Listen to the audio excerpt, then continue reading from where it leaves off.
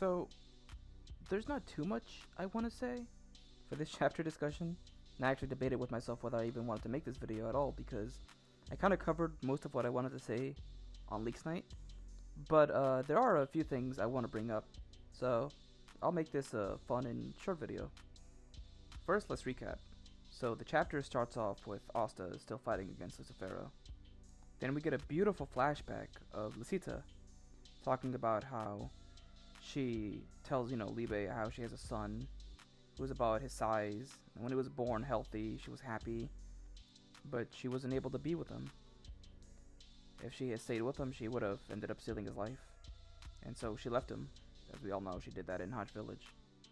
And then she talks about how she's a failure of a mother. She can't stay with him, she can't even hug him, she'd never be able to see him again. But despite that, she'd always love him, no matter what. And that to me is like the highlight of this chapter. I'll get to the Lucifero stuff in a second, but in my opinion, this was very beautiful. There's situations in real life where, mothers can't be with their children. There's various amounts of reasons why. I'm not gonna list them all here, but you get the idea. So it's really, it's really painful to see that, Lucita isn't able to be with Asta, or she wasn't able to be with him when she was alive, and she unfortunately died before she even got the chance to ever see him again. So I thought, when it comes to Lucita, Tabata always does such a wonderful job. But as we continue, we see that Lucifero suddenly remembers Lucita. He has a little flashback, and then he's like, that blasted worthless woman, the one who got away, she's your... And I'm kind of glad we got some context in this, because in Leaks Night, I actually thought he was somehow reading their mind. I don't understand how he connected the dots between Libe and Asta being the sons of Lucita.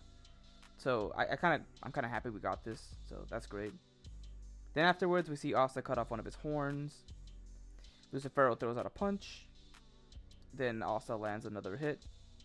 And then the chapter ends with him saying, "You're the one who's worthless," and he cuts him. Cuts him just as clean as possible. But we see a little symbol, and originally I did not remember what this symbol was, but it's the symbol that Asta has in his chest. It's to signify that his evil union is practically done. It's over. Then afterwards, we see Asta and Libe stand next to each other, and they say, "You just stay there and grovel. We're gonna live and be happy." And that's where the chapter ends. So, in my opinion, I don't think Lucifero is done with. Actually, I think something insane is gonna happen, because like I said before, Adramalik is still there. Also, for whatever reason, if you look closely at how Asta cut Lucifero, like, just look at his react. He doesn't have a reaction. He doesn't have anything. He's like, bruh. That's essentially the feeling I get from him.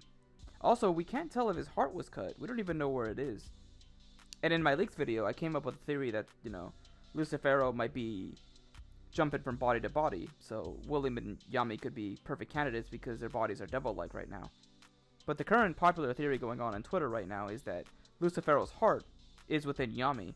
Now that's really interesting. I didn't think about that, because most of the time for other devils, we were able to see them have their hearts in different locations, but I never once imagined they would move their hearts to a human, let alone, Yami, for instance. So that would be really insane. So essentially, Lucifero would just regenerate, and he'd just mock Asta and Libe, saying that they never had any chance. And he would say, "Oh, you never even got close to hitting my heart."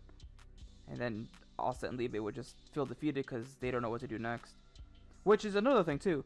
Like they don't have Devil Union anymore. All the captains are down. Yuno, Yami, Noct, they're all down.